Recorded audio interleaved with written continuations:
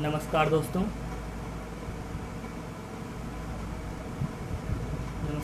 जय हिंद। हाजिर हूँ आप सभी के बीच पंकज भैया के पेज पर। और लॉकडाउन और कोरोना के माहौल में को लाइव बुलाकर साहित्य के लिए अपना काम कर रहे हैं, बहुत बहुत आभार व्यक्त करता हूँ। मैं दिव्यांशु गुप्ता दिव्य, उरई उत्तर प्रदेश से एक छोटा सा कलमकार आप सभी हाजिर हूँ। चलिए अपनी बात शुरू करता हूँ। अभी इस समय आप सभी को पता है कि पूरा देश कोरोना से जूझ रहा है और साथ ही हमारे सैनिक आतंकवादियों से, नक्सलियों से मुठभेड़ में लगे हैं। आप सभी को ने कुछ दिनों पहले सुना होगा कि हंदवाड़ा में अपने 4 सैनिक शहीद हुए, फिर जम्मू कश्मीर में शहीद हुए और अभी कल नक्सली हमले में 2 सैनिक शहीद हुए और 4 घायल। तो उनके सम्मान में एक मुक्तक पढ़ के अपनी बात शुरू करना चाहता हूँ। नमन है उन सैनिकों को, नमन है उन सैनिकों को जिन्होंने हरदम बचाया है। नमन है उन सैनिकों को जिन्होंने हरदम बचाया है। सर्दी गर्मी बरसात सब सरहद पर बिताया है। सर्दी गर्मी बरसात सब सरहद पर बिताया है। ऐसे में जब हम घर पर बच रहे हैं कोरोना से, ऐसे में जब हम घर पर बच रहे हैं कोरोना से, उन्होंने आतंकियों से लड़ने में खुद को गंवाया है। उन्होंने आतंकियों से लड़ने में खुद को गंवाया है। उन्होंने आतंकियों से लड़ने में खुद को गंवाया है। सभी शहीद सैनिकों को मैं सत सत नमन करता हूं और आगे सैनिकों पर केंद्रित एक कविता सुनाना चाहता हूं। पंकज भैया बहुत बहुत आभार, राहुल भैया बहुत बहुत आभार और बीरेन झा भैया बहुत बहुत शुक्रिया। चलिए मैं सैनिकों से जुड़ी एक रचना से जोड़ना चाहता हूं जिसमें थोड़ा राजनीतिक लोगों को भी एक आईना दिखाती हुई रचना है। आप सभी सुनिएगा। जीवन की दौड़ में सबसे आगे वो नजर आते हैं। जीवन की दौड़ में सबसे आगे वो नजर आते हैं। आंख उठाकर देखे कोई तो आंखें नोच लाते हैं। आंख उठाकर देखे कोई तो आंखें नोच लाते हैं। और घर पर बैठे हैं जिनके बल पर हम शांति से, घर पर बैठे हैं जिनके बल पर हम शांति से, चलो सरहद पर खड़े भाइयों का हौसला बढ़ाते हैं। चलो सरहद पर खड़े भाइयों का हौसला बढ़ाते हैं। और आगे जब उनसे सबूत मांगे जाते हैं उनके शौर्य के, कि आप बताइए कि आपने शौर्य किया है तो उसके सबूत दीजिए, नहीं तो लोग मानते नहीं हैं कि हाँ उन्होंने कुछ किया भी है। तो उसके लिए है, मांगते हैं सबूत शौर्य के जो उन भाइयों से, मांगते हैं सबूत शौर्य के जो उन भाइयों से, इन गिरी हुई हरकतों का सबक उन्हें सिखाते हैं। इन गिरी हुई हरकतों का सबक उन्हें सिखाते हैं। और लोकतंत्र के एक वोट की कीमत वो जानते नहीं।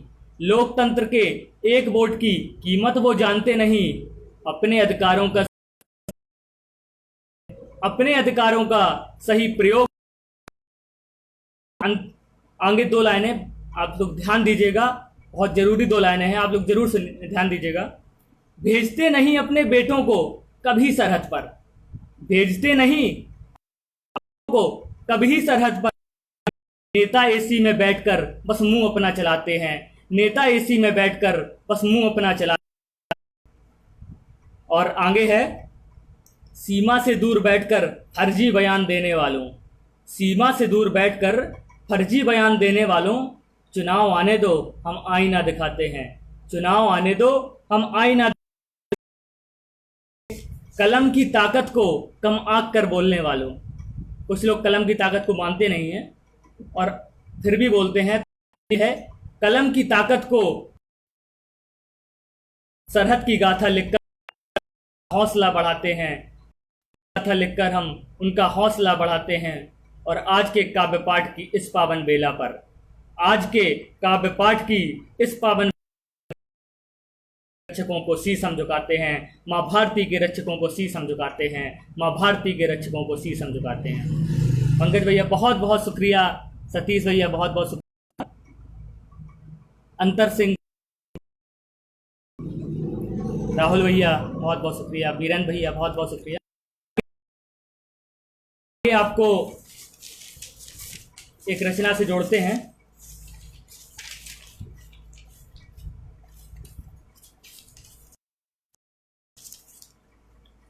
देश की खातिर एक सैनिक है जो सीमा पर रहा है, उसके भावों को दर्शाती एक रचना आप सभी के बीच आपको एक सीमा का दिखाने का प्रयास करता हूं। देश की खातिर जोखिम में है जान, लेकिन मां तुम ना होना परेशान। एक लड़का अपनी मां से कहता है कि देश की खातिर जोखिम में है जान, लेकिन मां तुम ना होना परेशान। तेरे लाडले का कोई कुछ कर नहीं पाएगा, तेरे लाडले का कोई कुछ कर नहीं पाएगा। देश के लिए वो जान लेकर आएगा, देश के लिए वो जान लेकर आएगा। सीमा पार अपना तिरंगा लहराएगा, सीमा पार अपना तिरंगा लहराएगा। पता नहीं पड़ोसी क्यों रहता हैरान, अपना पड़ोसी अधिकतर हैरान ही रहता है, हमेशा वहां से गोलीबारी, लगभग जब भी देखो अपना पड़ोसी लगभग हैरान ही रहता है। तो उसके लिए है, पता नहीं पड़ोसी क्यों रहता हैरान, देता है हमेशा वो बस युद्ध का पैगाम, देता है हमेशा वो बस युद्ध का पैगाम। उसकी करतूतों से बेटा डर थोड़ा ना पाएगा, उसकी करतूतों से बेटा डर थोड़ा ना पाएगा।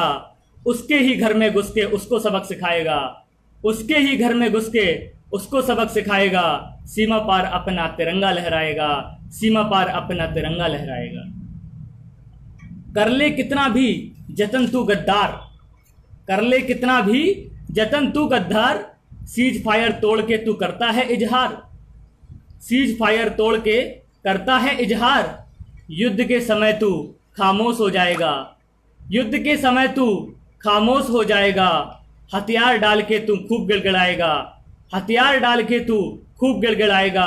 सीमा पार अपना तिरंगा लहराएगा, सीमा पार अपना तिरंगा लहराएगा। मुझे तिरंगे में देखकर रोना ना तू यार। अब वो सैनिक अपने दोस्त से कहता है कि मुझे तिरंगे में देखकर रोना ना तू यार। दोस्ती में शायद तेरा भाई है मक्कार, दोस्ती में शायद तेरा भाई है मक्कार। देश की खातिर, देश की खातिर तो वो कुछ भी कर जाएगा। दुश्मन की छाती में वो तिरंगा गाड़ के आएगा, दुश्मन की छाती में वो तिरंगा गाड़ के आएगा। सीमा पार अपना तिरंगा लहराएगा, सीमा पार अपना तिरंगा लहराएगा।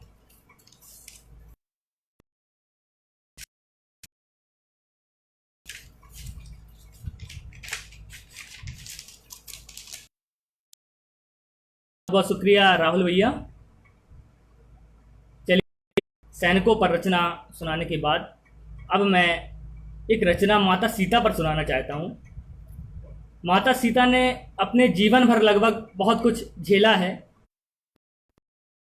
उन माता सीता के जीवन भर के संघर्ष को मैंने एक रचना में पिरोने का प्रयास किया है। आप सुनिएगा और सुनकर अपना आशीर्वाद दीजिएगा। शुभम त्यागी बहुत बहुत शुक्रिया। चलिए, माता सीता की रचना से आपको जोड़ता हूँ। जीवन भर झेला जिसने फिर भी साथ निभाया है, जीवन ने फिर भी साथ निभाया है। श्री राम की सेवा खातिर राजमहल ठुकराया है, श्री राम की सेवा राजमहल ठुकराया है। और पंचवटी को घर बनाकर रही बरसों संग भगवन के, पंचवटी को घर रही बरसों संग भगवन के। ऐसी जान की माँ को भी रुलाया है, ऐसी जान की माँ को भी किस्मत ने खूब रुलाया है, ऐसी जान की माँ को भी किस्मत ने खूब रुलाया है। शुरुआत से उनका जो जीवन बीता है, शुरुआत से लेकर अंत तक के जीवन को मैं दर्शाना चाहता हूं। हंसते खेलते जनकपुरी की गलियों में बचपन बीता, हंसते खेलते जनकपुरी की गलियों में बचपन बीता। जानकी नाम के साथ साथ नाम पड़ गया है सीता, जानकी नाम के साथ साथ नाम पड़ गया है सीता। पिता का घर छोड़ते ही, पिता का घर छोड़ते ही समस्याओं ने घर बनाया है। पिता का घर छोड़ते ही समस्याओं ने घर बनाया है, ऐसी जानकी माँ को भी किस्मत ने खूब रुलाया है, ऐसी जानकी माँ को भी किस्मत ने खूब रुलाया है, ऐसी जानकी माँ को भी किस्मत ने खूब रुलाया है। जैसे ही सभी को पता है कि अयोध्या पहुंचने के बाद श्री राम को वनवास होता है और साथ में माता जानकी और लक्ष्मण जी भी जाते हैं, तो आगे सुनिएगा। पितृ आज्ञा पालन हेतु राम तो वन को जाते हैं, पितृ आज्ञा पालन हेतु राम तो वन को जाते हैं, माँ जानकी के संग में लखन भी साथ निभाते हैं, माँ जानकी के संग में लखन भी साथ निभाते हैं, और वन में रहकर भी माने, वन में रहकर भी माने जिसको स्वर्ग बनाया है, वन में रहकर भी माने जिसको स्वर्ग बनाया है, ऐसी जानकी माँ को भी किस्मत ने खूब रुलाया है, ऐसी जानकी माँ को भी किस्मत ने खूब रुलाया है, ऐसी जानकी माँ को भी किस्मत ने खूब रुलाया है। अब वन की एक घटना आप सभी को पता ही है कि शूर्पणखा आती है और उसके बाद उसके नाक कान काट दिए जाते हैं, तो रावण बदला लेने के लिए आता है। उसको सुनिएगा।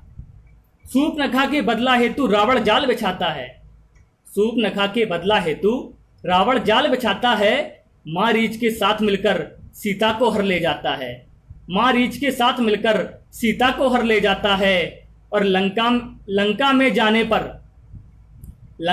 जाने पर राक्षसियों ने खूब सताया है, लंका में जाने पर राक्षसियों ने खूब सताया है, ऐसी जानकी माँ को भी किस्मत ने खूब रुलाया है, ऐसी जानकी माँ को भी किस्मत ने खूब रुलाया है, ऐसी जानकी माँ को भी किस्मत ने खूब रुलाया है। पंकज भैया बहुत बहुत शुक्रिया।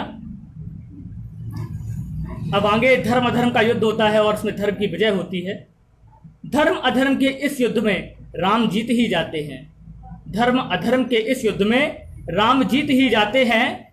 श्री राम सबके संग मिलकर अवधपुरी को आते हैं, श्री राम सबके संग मिलकर अवधपुरी को आते हैं, अग्नि परीक्षा दे करके खुद को साबित करवाया है, अग्नि परीक्षा दे करके खुद को साबित करवाया है, ऐसी जानकी माँ को भी किस्मत ने खूब रुलाया है, ऐसी जानकी माँ को भी किस्मत ने खूब रुलाया है, ऐसी जानकी माँ को भी किस्मत ने खूब रुलाया है। जानकी माँ जिनको अग्नि परीक्षा तक देनी पड़ी और उसके बाद भी एक धोबी के कहने पर उनके साथ जो घटना घटती है वाकई निंदनीय है, और मैं उस घटना को सुनाने जा रहा हूँ, सुनिएगा। सब कुछ सही होने पर फिर एक धोबी पास में आता है, सब कुछ सही होने पर फिर एक धोबी पास में आता है, माँ सीता पर आकर के वो टिप्पणी कर जाता है, माँ सीता पर आकर के वो टिप्पणी कर जाता है। श्री राम ने माँ सीता को तब वन में भिजवाया है, श्री राम ने माँ सीता को तब वन में भिजवाया है, ऐसी जानकी माँ को भी किस्मत ने खूब रुलाया है, ऐसी जानकी माँ को भी किस्मत ने खूब रुलाया है, ऐसी जानकी माँ को भी किस्मत ने खूब रुलाया है। अंतिम बंद है, आप सभी ध्यान दीजिएगा। राहुल भैया शुक्रिया, बहुत बहुत शुक्रिया। ममता दी बहुत बहुत शुक्रिया। विजय लक्ष्मी शुक्ला जी बहुत बहुत शुक्रिया। कोमल दीदी बहुत बहुत शुक्रिया। अंत समय में जब लवकुश अवध की सभा में आते हैं, सभी को पता है कि अंत समय में लवकुश गाना गाने के लिए अपना गीत में अपनी पूरी रामायण सुनाते हुए अवधपुरी की सभा में आते हैं। वो दृश्य आप लोग ध्यान दीजिएगा।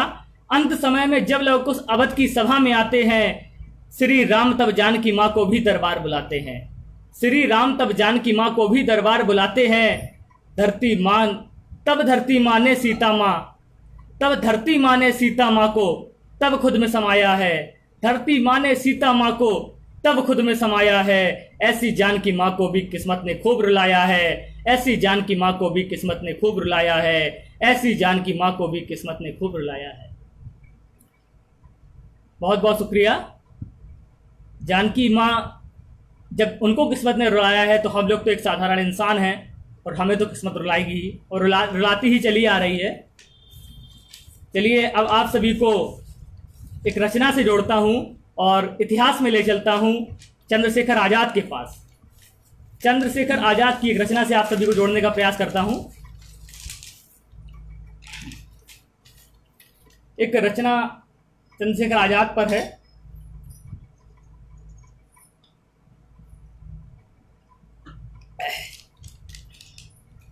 ये बात जब उस समय की है जब गोरों का अत्याचार बहुत ज़्यादा बढ़ जाता है और भारत एक ऐसे कगार पर खड़ा होता है कि जब उसे आज़ादी के लिए अपनी कुर्बानियाँ देनी पड़ती हैं, और जब जलियांवाला बाग हत्याकांड होता है, उसके बाद जब उस हत्याकांड के बाद एक गरम दल बन के उभरता है, जिसमें भगत सिंह, चंद्रशेखर आज़ाद जैसे बहुत बड़े बड़े नाम, बहुत जिन्होंने देश के लिए अपनी जान दी, वो जुड़ते हैं। उसमें से मैं चंद्रशेखर आज़ाद, वो शेर, जब वो अपनी मूछें घुमाता था तो अंग्रेजों के पसीने छूट जाते थे, उस पर केंद्रित एक रचना सुनाना चाहता हूँ।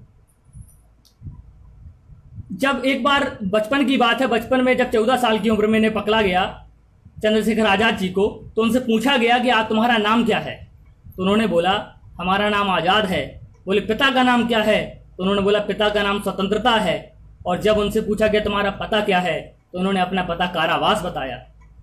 जिसमें एक छोटी सी उम्र में ही इतना जज्बा, इतना जोश हो, वो देश के लिए क्या कर सकता है आप सभी समझ सकते हैं। और देश के लिए जो आज़ादी के मतवाले थे उन पर केंद्रित, और चंद्रशेखर आज़ाद पर विशेष रूप से केंद्रित एक रचना आप सभी के बीच। इंकलाब की आंधी हमेशा जिससे होकर जाती थी, इंकलाब की आंधी हमेशा जिससे होकर जाती थी, सीने में जलती चिंगारी वो आज़ाद कहलाती थी। इंकलाब की आंधी हमेशा जिससे होकर जाती थी, सीने में जलती चिंगारी वो आज़ाद कहलाती थी। इकलौता बेटा होकर भी वो गोरों से लड़ता था, इकलौता बेटा होकर भी वो गोरों से लड़ता था। इंकलाब लाने की खातिर उनकी छाती चढ़ता था, इंकलाब लाने की खातिर उनकी छाती चढ़ता था। अंग्रेजों के हर एक कोड़े की निशानी दिखाते हैं, अंग्रेजों के हर एक कोड़े की निशानी दिखाते हैं। आज़ाद की आज़ादी को नित नित शीश झुकाते हैं, आज़ाद की आज़ादी को नित नित शीश झुकाते हैं। बिल्कुल सही कहा पंकज भैया कि चंद्रशेखर आज़ाद जी ने अपना बहुत समय मध्य प्रदेश में गुजारा था। बिल्कुल सही बात है, बहुत सही, आपने बिल्कुल सही बात की। कैलाश भैया, बहुत बहुत स्वागत है आपका। चलिए आगे सुनिएगा। बचपन से ही आज़ादी को दिल में बसा के रखता था। आज़ाद जी की बात है कि बचपन से ही आज़ादी को दिल में बसा के रखता था, और हर पल मौत से लड़ने का जज्बा उसमें दिखता था, हर पल मौत से लड़ने का जज्बा उसमें दिखता था। और देश की सेवा की खातिर उसने माँ बाप को छोड़ा था, देश की सेवा की खातिर उसने माँ बाप को छोड़ा था। उस समाज से प्रेम नहीं पाला जो देश प्रेम में रोड़ा था, समाज से प्रेम नहीं पाला जो देश प्रेम में रोड़ा था। और माँ बाप को छोड़ करके जो देश से प्रेम दिखाते हैं, माँ बाप को छोड़ करके जो देश से प्रेम जताते हैं, माँ बाप को छोड़ करके जो देश से प्रेम जताते हैं, आज़ाद की आज़ादी को नित नित शीश झुकाते हैं, आज़ाद की आज़ादी को नित नित शीश झुकाते हैं, आज़ाद की आज़ादी को नित नित शीश झुकाते हैं। बहुत बहुत शुक्रिया कैलाश भैया। अब हाँ बिल्कुल पंकज जोशी भैया मध्य प्रदेश के झाबुआ जिले के ही रहने वाले थे चंद्रशेखर आज़ाद जी, जिन्होंने एक बहुत बड़ा योगदान दिया देश की आज़ादी में। उनके योगदान को भुलाया नहीं जा सकता, लेकिन कुछ राजनीतिक लोग उन पर जो बोल जाते हैं उस पर भी आगे एक टिप्पणी आप सभी सुनिएगा। अब जो अहिंसा का रास्ता था वो आज़ाद जी को पसंद नहीं था। आप सभी जानते हैं कि अहिंसा का रास्ता उन्हें पसंद नहीं था, तो सुनिएगा। अहिंसा के रास्ते से वो बना के रखता था, रास्ते था, और माँ को सताने वालों को गोली का दम भरता था, माँ को सताने वालों पर वो गोली का दम भरता था। अरे पूरा भारत अपना था, पूरा भारत अपना था, सारे अपने ही भाई थे, पूरा भारत अपना था। हर गोरे में आज़ाद को नजर आते कसाई थे, हर गोरे में आज़ाद को नजर आते कसाई थे। ऐसे कसाईयों को जो ऊपर पहुंचाते हैं, ऐसे कसाईयों को जो गिन गिन कर ऊपर पहुंचाते हैं, आज़ाद की आज़ादी को नित नित शीश झुकाते हैं, आज़ाद की आज़ादी को नित नित शीश झुकाते हैं। शुक्रिया पंकज भैया कि अंग्रेजों से लड़ने के लिए अब किसी से भी लड़ना है तो खजाने की जरूरत तो पड़ेगी, पैसे की जरूरत पड़ेगी, तो पैसा भी उन्हीं का और लड़ना भी उन्हीं से। तो किस तरीके से करते थे आजाद जी, सुनिएगा। अंग्रेजों का ही खजाना लूट कर उनसे लड़ते थे, अंग्रेजों का ही खजाना लूट कर उनसे लड़ते थे। कोई गोरा विरोध करे तो गोली उसमें भरते थे, कोई में भरते थे। ट्रेन लूटकर गोरों को सबक सिखाया था, काकोरी में ट्रेन लूटकर गोरों को सबक सिखाया था, और भारत के क्रांतिकारी का जज्बा उन्हें दिखाया था, भारत के क्रांतिकारी का जज्बा उन्हें दिखाया था। उनके जज्बे से अंग्रेजों के अफसर भी थर्राते हैं, उनके जज्बे से अंग्रेजों के अफसर भी थर्राते हैं। आजाद की आजादी को नित नित शीश झुकाते हैं, आजाद की आजादी। बहुत बहुत शुक्रिया पंकज भैया, राहुल भैया, बहुत बहुत शुक्रिया। अब आप सभी जानते ही हैं कि बहुत पहले से ये प्रथा चली आ रही है कि हर जगह कोई ना कोई जयचंद निकलता ही है। मतलब जैसे पृथ्वीराज चौहान के टाइम पे जयचंद, उनका तो नाम ही जयचंद था, उन्होंने अपना फर्ज निभाया और मोहम्मद गौरी को भारत का रास्ता दिखाया। इसी तरह कोई ना कोई ऐसा होता ही है जो विरोधी से मिलकर देश को कष्ट में डालता है। जैसे इसी तरह अल्फ्रेड पार्क में जब आजाद जी ने मीटिंग करने का एक फैसला किया तो एक विरोधी निकल आया जो अंग्रेजों की तरफ से फिसल गया। तो उसके लिए है, आप सुनिएगा अगला बंद। अल्फ्रेड पार्क में मीटिंग की तो एक विरोधी निकला था, अल्फ्रेड पार्क में मीटिंग की तो एक विरोधी निकला था, भारतवासी होकर भी वो गोरों की ओर फिसला था, भारतवासी होकर भी वो गोरों की ओर फिसला था। और आजाद की मीटिंग का पता उसने गोरों को बताया था, आजाद की मीटिंग का पता उसने गोरों को बताया था। अंग्रेजों ने फिर तुरंत वहां अपना जाल बिछाया था, अंग्रेजों ने फिर तुरंत वहां अपना जाल बिछाया था। और मूछें घुमाते देखकर उनके अफसर भी थर्राते हैं, मूछें घुमाते देखकर उनके अफसर भी थर्राते हैं। आजाद की आजादी को नित नित शीश झुकाते हैं, आजाद की आजादी को नित नित शीश झुकाते हैं। आज इस तरह भारत मां नहीं रोई होती अगर चंद्रशेखर आजाद से पहले कुछ गद्दारों को गोली दागी होती। बिल्कुल सही कहा कैलाश भैया, अगर उस समय कुछ गद्दारों को गोली मारी गई होती तो आज भारत मां इस हाल में नहीं होती और 1947 तक गुलामी भी नहीं सहन करनी पड़ती। बहुत बहुत शुक्रिया कैलाश भैया। अब अल्फ्रेड पार्क का एक दृश्य आप सभी के बीच रखता हूं, सुनिएगा। अंग्रेजों की पूरी सेना एक पर गोली बरसाती थी, अंग्रेजों की पूरी सेना एक पर गोली बरसाती थी, अकेले होकर भी उनमें आजादी नजर आती थी, अकेले होकर भी उनमें आजादी नजर आती थी। अकेले होकर भी उनमें आजादी नजर आती थी। आजाद ने ना पकड़े जाने का खुद से वादा किया था, आजाद ने ना पकड़े जाने का खुद से वादा किया था, और उस बची गोली को मारकर आजादी को जिया था, और उस बची गोली को मारकर आजादी को जिया था। उनके ही बलिदान से हम सब आजादी जी पाते हैं, उनके ही बलिदान से हम सब आजादी जी पाते हैं। आजाद की आजादी को नित नित शीश झुकाते हैं, आजाद की आजादी को नित नित शीश झुकाते हैं।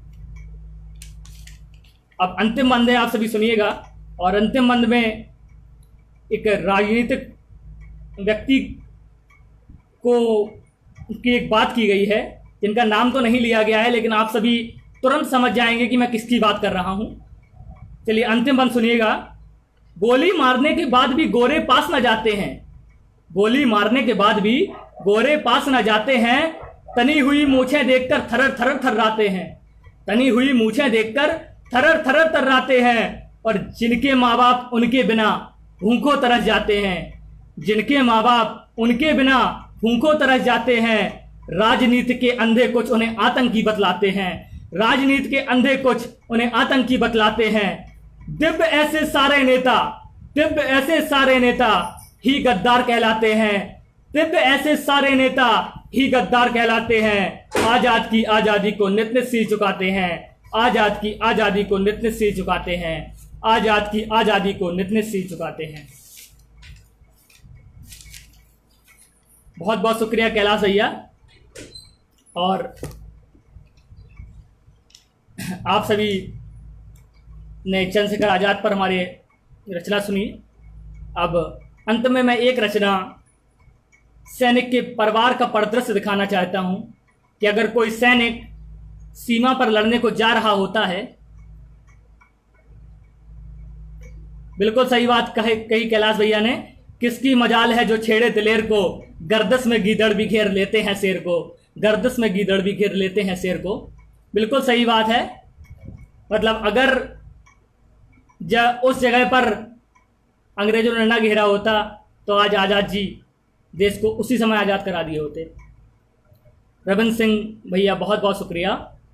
चलिए मैं एक सैनिक के परिवार का परिदृश्य आप सबके बीच रखता हूं कि जब वो लड़ने के लिए सीमा पर जा रहा होता है तो उसके परिवार के लोगों का क्या हाल होता है, वो कितना परेशान होते हैं। चलिए आप सभी के बीच वो उस घर का परिदृश्य दिखाना चाहता हूं, सुनिएगा। जैसे ही सेना में जवान लड़ने को जाता है, जैसे ही सेना में जवान लड़ने को जाता है, परिवार छोड़ने के गम में रोना उसको भी आता है, परिवार छोड़ने के गम में रोना उसको भी आता है। मगर अपने के साथ साथ सबके आंसू पोंछकर, मगर अपने के साथ साथ सबके आंसू पोंछकर खुद धीरज में बंद करके वो धीरज बंधाता है, खुद धीरज में बंद करके वो धीरज बंधाता है, खुद धीरज में बंद करके वो धीरज बंधाता है।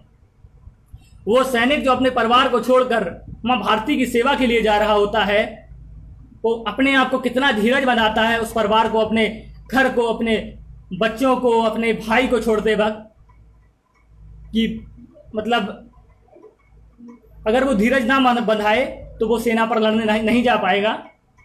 आप सभी समझते हैं।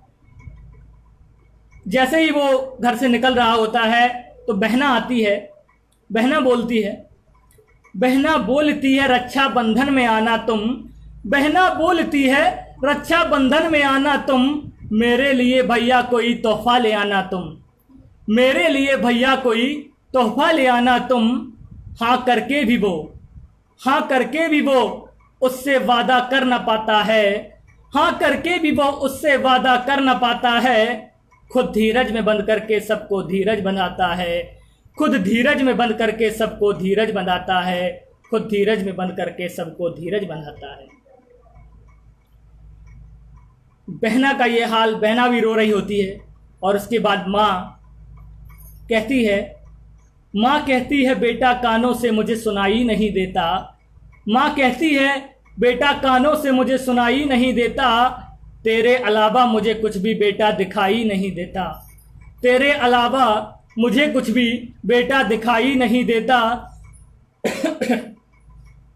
बूढ़ी माँ का भी जो बेटा सहारा बन न पाता है, बूढ़ी माँ का भी जो बेटा सहारा बन न पाता है, खुद धीरज में बंद करके सबको धीरज बनाता है, खुद धीरज में बंद करके सबको धीरज बनाता है, खुद धीरज में बंद करके सबको धीरज बनाता है।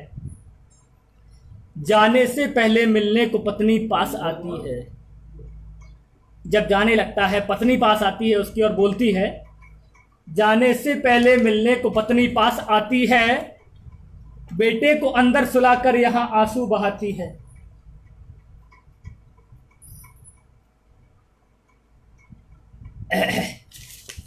जाने से पहले मिलने को पत्नी पास आती है, जाने से पहले मिलने को पत्नी पास आती है, बेटे को अंदर सुलाकर यहाँ आंसू बहाती है, बेटे को अंदर सुलाकर यहाँ आंसू बहाती है। खुद बिछड़ने के गम में, खुद बिछड़ने के गम में वो बिल्कुल भी रो ना पाता है, खुद बिछड़ने के गम में वो बिल्कुल भी रो ना पाता है। खुद धीरज में बंद करके सबको धीरज बनाता है, खुद धीरज में बंद करके सबको धीरज बनाता है। अब उसका छोटा भाई जो भैया को सहारा देता है, कहता है भैया आप जाएं, ये घर मैं संभालूंगा और देश की सेवा आप करें और पिताजी का फर्ज निभाएं। वो जो भैया उसको सांत्वना देता है, उस सांत्वना से को समर्पित ये बंद सुनिएगा। बहुत बहुत शुक्रिया कैलाश भैया। भैया बोलता है तुम सरहद पर बेफिक्र हो जाओ, भैया बोलता है तुम सरहद पर बेफिक्र हो जाओ, पापा के सपने को तुम पूरा करके ही घर आओ। पापा के सपने को तुम पूरा करके ही घर आओ। पापा के सपने को तुम पूरा करके ही घर आओ। अकेला मिलते ही वो भाई भी आंसू बहाता है। अकेला मिलते ही वो भाई भी आंसू बहाता है। खुद धीरज में बंद करके सबको धीरज बनाता है। खुद धीरज में बंद करके सबको धीरज बनाता है। खुद धीरज में बंद करके सबको धीरज बनाता है। अब जब उस सेना में सरहद पर पहुंच जाता है और युद्ध में जब शहीद हो जाता है, जैसे कल अपने 2 भाई नक्सली हमले में शहीद हुए हैं, उसी तरह अगर वो शहीद हो जाता है और जब घर पर उसकी सूचना आती है तो घर वालों की क्या मनोस्थिति, क्या परिदृश्य होता है घर का। खबर मिलती है जब घर पर उसके शहादत की। खबर मिलती है जब घर पर उसके शहादत की। आंसू बहते हैं झरझर उसके इबादत की। आंसू बहते हैं झरझर उसके इबादत की। बेटा उसका आकर के वंदे मातरम चिल्लाता है। बेटा उसका आकर के फिर वंदे मातरम चिल्लाता है। बेटा उसका आकर के फिर वंदे मातरम चिल्लाता है। दिव्य धीरज दिखा करके वो कसम से नाकी उठाता है। धीरज दिखा करके वो कसम से नाकी उठाता है। खुद धीरज में बंद करके सबको धीरज बनाता है। खुद धीरज में बंद करके सबको धीरज बनाता है। खुद धीरज में बंद करके सबको धीरज बनाता है। बहुत बहुत शुक्रिया कैलाश भैया। और आगे उस बेटे का जज्बा आप सभी देखिएगा। वो बेटा जज्बा दिखाता है, अंतिम बंद सुनिएगा। बोलता है दुश्मनों को चुन चुन कर गिराऊंगा। बोलता है दुश्मनों को चुन चुन कर गिराऊंगा। कसम है मातृभूमि की सबक सबको सिखाऊंगा। कसम है मातृभूमि की सबक सबको सिखाऊंगा। देश की खातिर लड़ने को, देश की खातिर लड़ने को दिव्य फौजी बन जाता है। देश की खातिर लड़ने को दिव्य फौजी बन जाता है। खुद धीरज में बंद करके सबको धीरज बनाता है। खुद धीरज में बंद करके सबको धीरज बनाता है। खुद धीरज में बंद करके सबको धीरज बनाता है। खुद धीरज में बंद करके सबको धीरज बनाता है।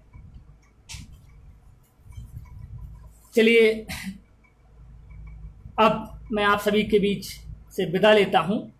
कैलाश भैया बहुत बहुत शुक्रिया, आपने बहुत बहुत पूरा साथ रहे और पूरा एपिसोड देखा। बहुत बहुत शुक्रिया कैलाश भैया। जय हिंद।